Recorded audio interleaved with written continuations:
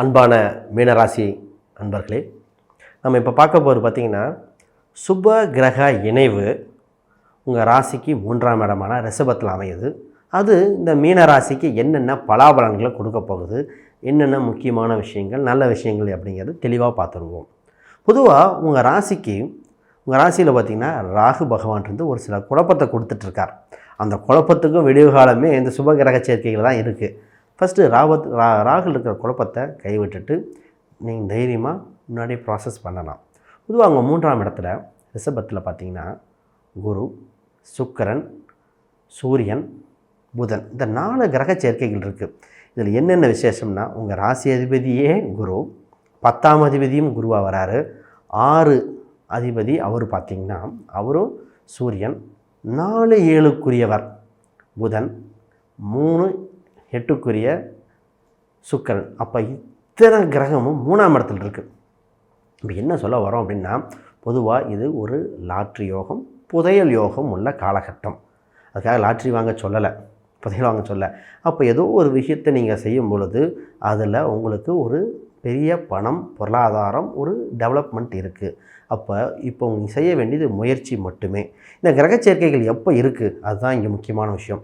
மே மாதம் 28 இது பார்த்திங்கன்னா ஜூன் மாதம் 14 வரைக்கும் இந்த தாக்கம் இருக்குது. அப்போ இதில் புது முயற்சிகள், வேலையிலையோ தொழிலையோ திருமணத்துலேயோ ஒரு மருத்துவ சம்மந்தப்பட்ட ஏதோ ஒரு இனிஷியல் ஸ்டெப் எடுக்கும்போது ஒரு லாபத்தை கொடுத்துரும்.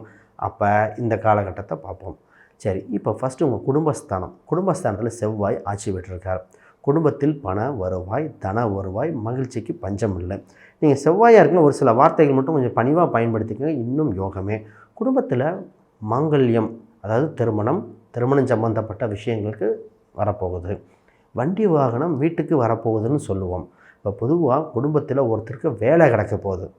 உங்கள் அமைப்புப்படியே பார்க்கும்போது குடும்பம் சார்ந்த விஷயங்களில் வெற்றி, சக்ஸஸ்.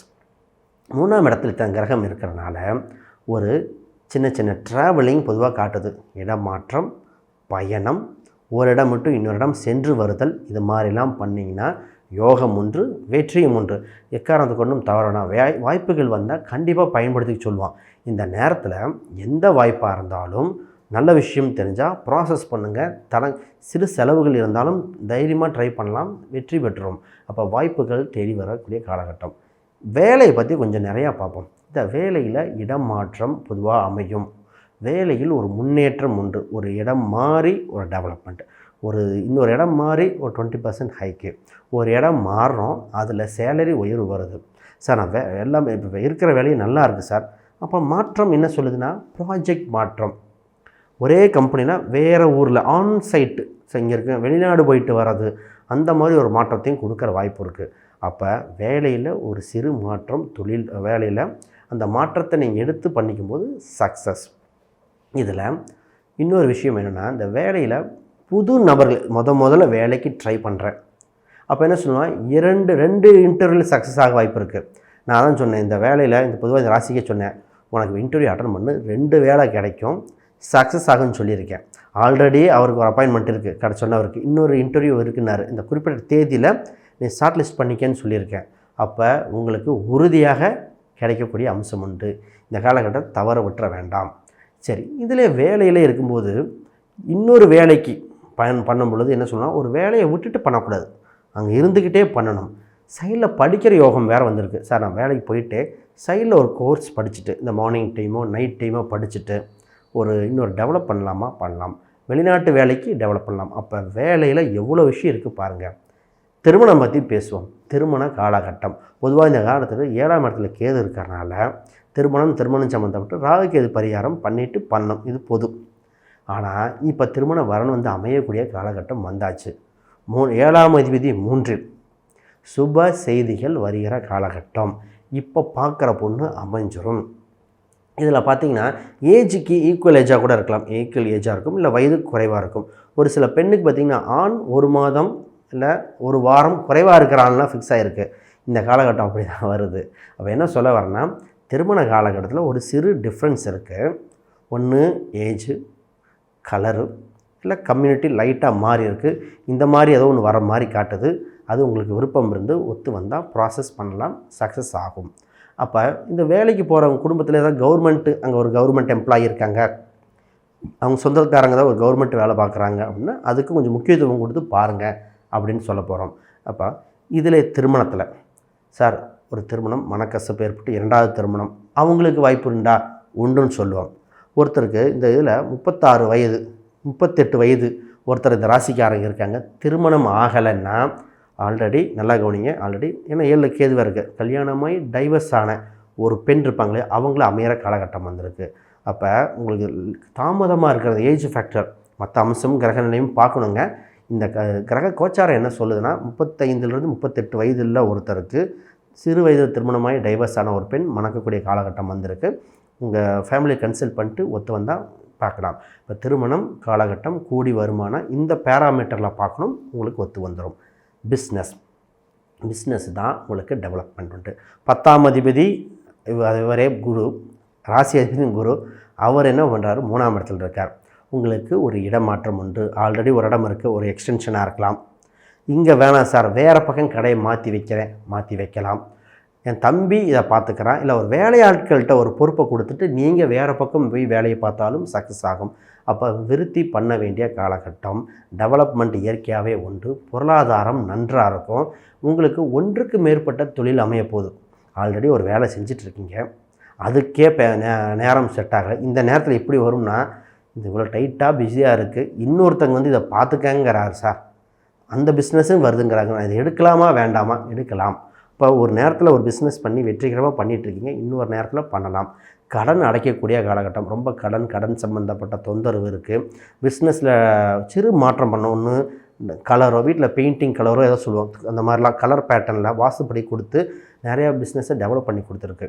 அப்போ அந்த மாதிரி சிறு திருத்தம் பண்ணும் பொழுது இன்னும் டெவலப் ஆகிற ஸ்டேஜ் தான். அப்போ பிஸ்னஸ் விருத்தி, வேலையாட்கள் மூலம் ஆதாயம், தம்பி தங்கை மூலம் ஒரு டெவலப்மெண்ட் பண்ணிக்காங்க. இது ஒரு விஷயம். இதுக்கப்புறம் சார் 12ல் கேது இருக்குது, 12ல் சனி இருக்குது. இந்த சனி 6ஆம் இடத்தை பார்த்து நோய் ஸ்தானம், ஒரு உடல் தொந்தரவு, வயிறு சார்ந்த தொந்தரவு ரொம்ப நாளாக வந்துட்டுருக்கு. அதுக்கு இப்போ ட்ரீட்மெண்ட் எடுத்தால் இப்போ என்னென்னு பார்த்தா முடிவுக்கு வருகிற காலகட்டம். பொதுவாக கால் வலியாக இருந்தாலோ வயிறு சம்மந்தப்பட்ட தொந்தரவுக்கு இப்போ பாருங்கள், இது இப்போ உங்களுக்கு விருத்தி ஆகிடும். பொதுவாக இந்த ராசிக்காரங்களுக்கு ஸ்கின் சம்மந்தப்பட்டது தான் தொந்தரவு தான்.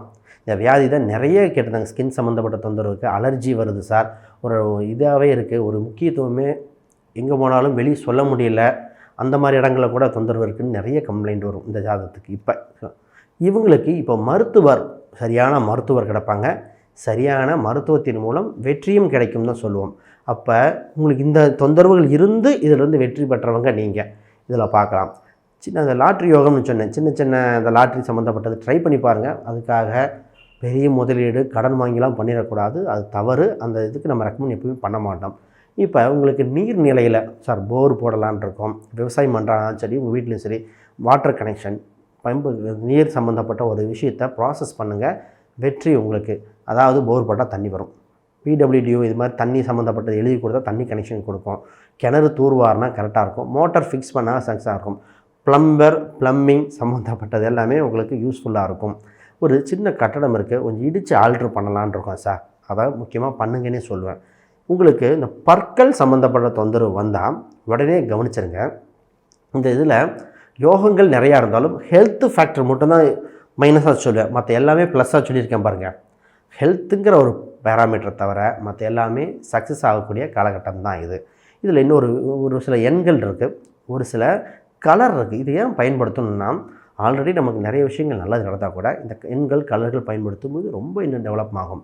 பொதுவாக உங்களுக்கு 4ஆம் நம்பர், 3ஆம் நம்பர், அதுக்கப்புறம் பார்த்திங்கன்னா 6ஆம் நம்பர் இதெல்லாம் பயன்படுத்தும் போது ஒரு டபுள், திருப்பியும் சொல்கிறேன், 4, 6, 3 இதெல்லாம் ரொம்ப யூஸ்ஃபுல்லாக இருக்கும். பிங்க் நிறம், மஞ்சள், அப்புறம் கிரே, இந்த மாதிரி கலர் ஏதோ முக்கியமான ஈவெண்ட்டு முக்கியமான நேரத்தில் நீங்கள் போட்டுக்கங்க, ஒரு ஸ்டெப் முன்னாடியே உங்களுக்கு பிரதிபலிக்கும்.